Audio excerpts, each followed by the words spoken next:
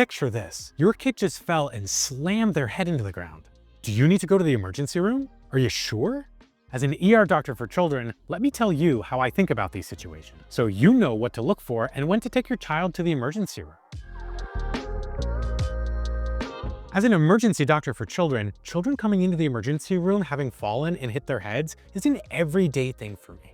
In fact, most days I see it multiple times a day. Of course, it can be really scary. Parents are worried about skull fractures, brain bleeds, or any other number of scary things that can happen when a child falls and hits their head. The good news is that although these episodes can look and feel really scary as a parent, severe injuries are rare. Children tend to be really resilient, and the chance that a child has a skull fracture or a brain bleed from most of the falls that we see come into our ER are just not that likely. Parents always want to know that their child is okay, but the issue is that in order to diagnose with certainty whether there's an injury in their skull or their brain, it requires radiation. Most of the time. I'm not going to get into CT versus MRI in this video. So how do I, as an emergency doctor, evaluate these children in the ER? I'll walk you through 6 key questions I ask every time a child comes into the emergency room after falling and hitting their head in order to make sure I know that they're safe. Most of these questions are adapted from a key research study that was published by the Pediatric Emergency Care Applied Research Network, also known as PCARN. We use these questions in our practice every day in order to help us evaluate children with head injuries. The first question we ask parents when they come into the emergency room is, what actually happened?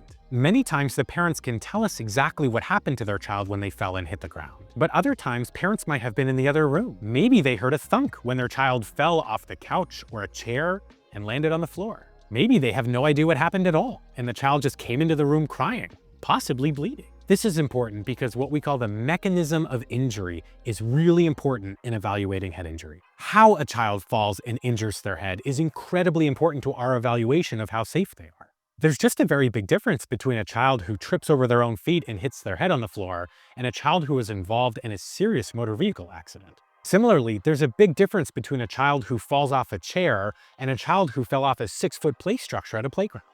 The higher the fall, or the faster the child was moving when the fall occurred, increases the risk for injury. And all of that is very important for us to know.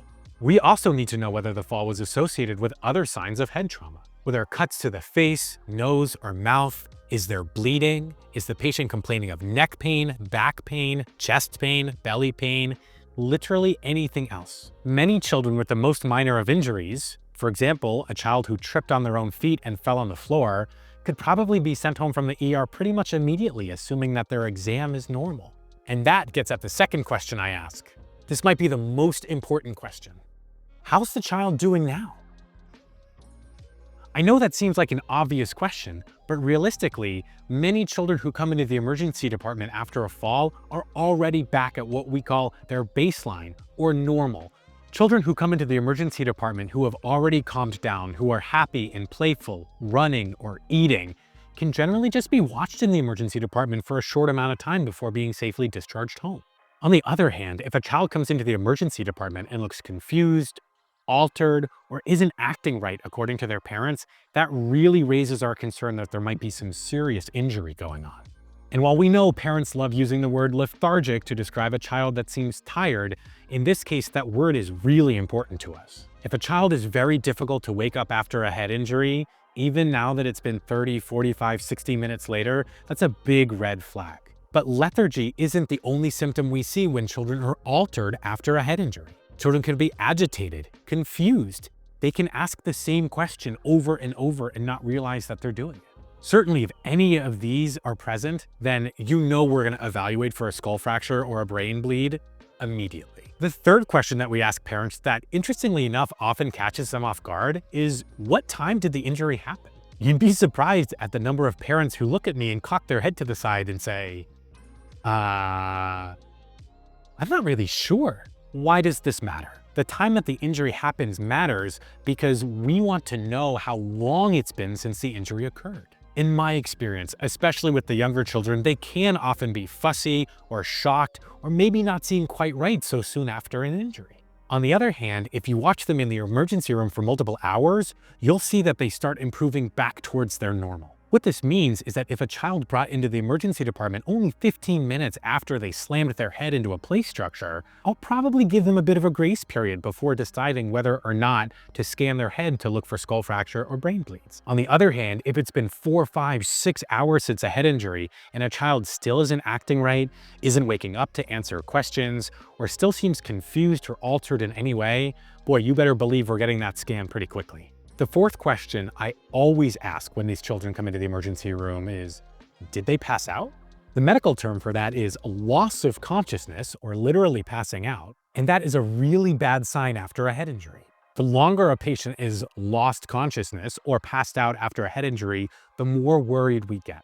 If a patient had a very brief loss of consciousness or passed out for fewer than 5 seconds, then we'll give them a little bit of leeway. On the other hand, if a patient was passed out and unarousable for 30 seconds, 60 seconds or longer, that's a big red flag that we need to start thinking about something serious going on. The fifth question is, where's the swelling? Oftentimes when children fall and hit their heads, they end up swelling somewhere. Believe it or not, where the swelling is on their head matters. These really important research studies have identified non-frontal hematomas as a risk factor for skull fracture or brain bleed.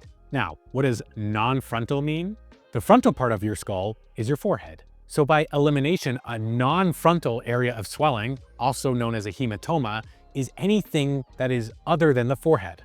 I'll ask parents whether they've identified areas of swelling on the sides, back, or top of the head, for example. Especially in the youngest of patients, any swelling or hematoma that is non-frontal, or not on the forehead, the front of the skull, is a higher risk for injury.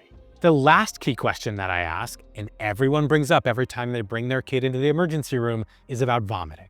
What's tricky about vomiting is that if you look at the big research studies, vomiting matters after a certain age. But if you read these studies carefully, vomiting is actually less indicative of a brain injury in children under 2. This question's always tricky because parents always bring up the fact that their child has thrown up once, twice, 4 times, 8 times when they bring them into the emergency room. If your child's over 2 years old, that's a really important part of the story. And while certainly it's an important part of the story, even for children under 2, it's just a little bit harder for us to know what to do with that information when we're deciding how to best treat your child. Now, of course, these are not all the questions that a doctor will ask when you bring your child into the emergency room after a fall.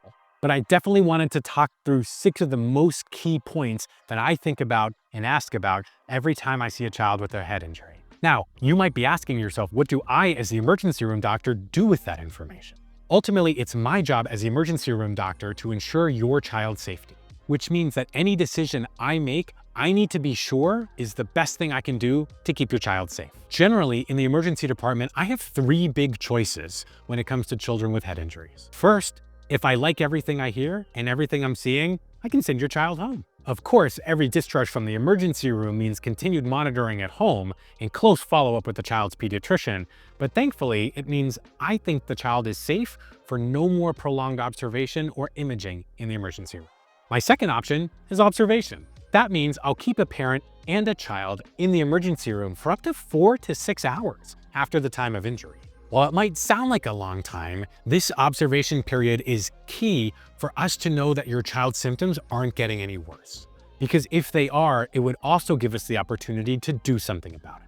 The third option, and the one that parents ask us the most about, is can we do a CAT scan of your child? You can think about it as a high-tech fancy X-ray that lets us look inside your child's skull and brain. If I'm really worried that your child has a significant skull or brain injury, that's what I'm gonna order. The question we get all the time is, why don't we just order a CT scan on everybody? Well, I think that's a topic for a different video, but the short of it is, gosh, it's a lot of radiation and they're pretty expensive tests. But the research is clear.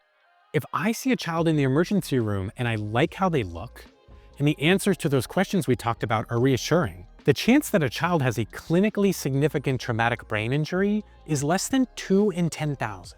With that in mind, the risk is so low that it doesn't make sense to order high radiation, expensive tests on all of these children. I hope this video was helpful. If you or someone you know has been evaluated for a head injury in the emergency room, I'd love to read about it down in the comments. And my channel might be new, but I do have one other video on giving your child Tylenol and Motrin that you might find helpful. Have a great day, everyone.